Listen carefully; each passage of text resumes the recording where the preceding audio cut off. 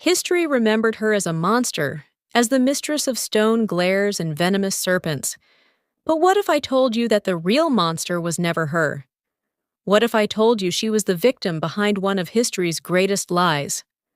Long before legends wrote her name in blood and terror, she was simply Medusa, not a creature of darkness, but a daughter of the light, a mortal priestess sworn to Athena, her heart beating only with loyalty.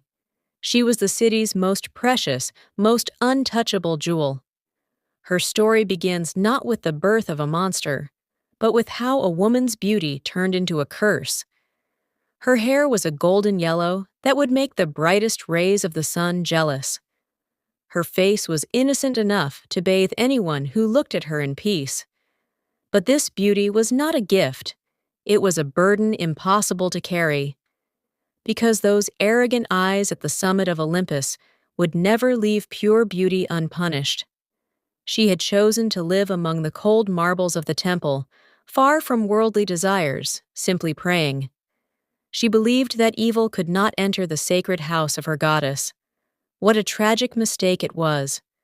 Her innocence is always the first and quietest victim of divine games. What sealed Medusa's fate was not her own pride, but the unbridled lust of a god.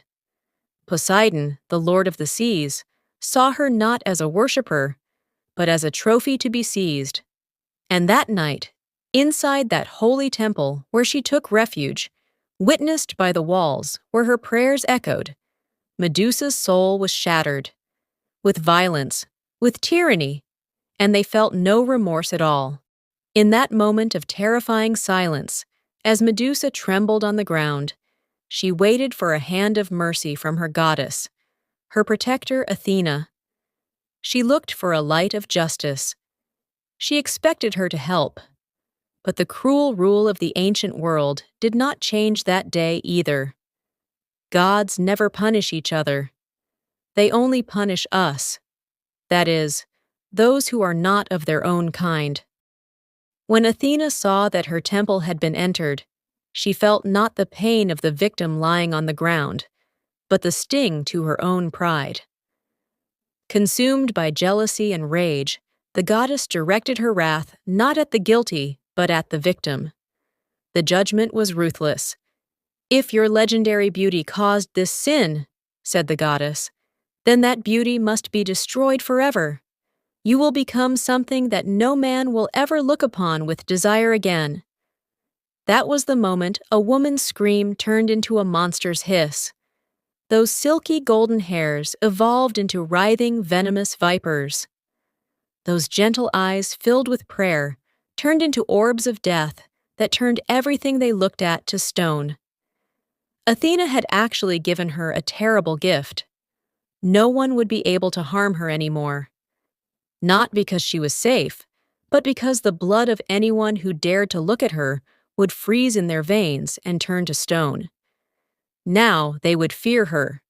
Medusa was banished far from humanity to a desolate island in the middle of nowhere. Contrary to what has been told for centuries, she did not hunt. She hid.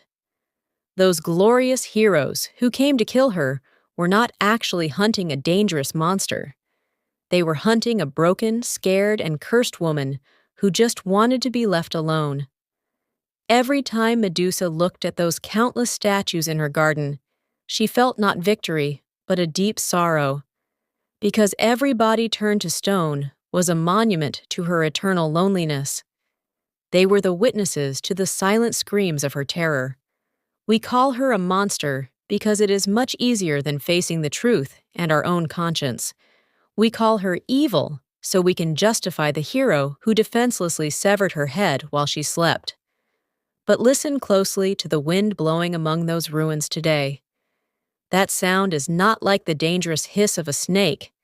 It sounds like the sobs of a girl who was punished just for existing, just for being beautiful, and just for being in the wrong place at the wrong time. When Medusa's head was cut off, the winged horse Pegasus was born from her blood. This was the final proof of how pure and free her soul actually was. So, look into those stone eyes one more time. There you will see not hatred, but the exhaustion of 1,000-year betrayal. Because the real monster was not the owner of that snaked head. It was the cruelty that created it.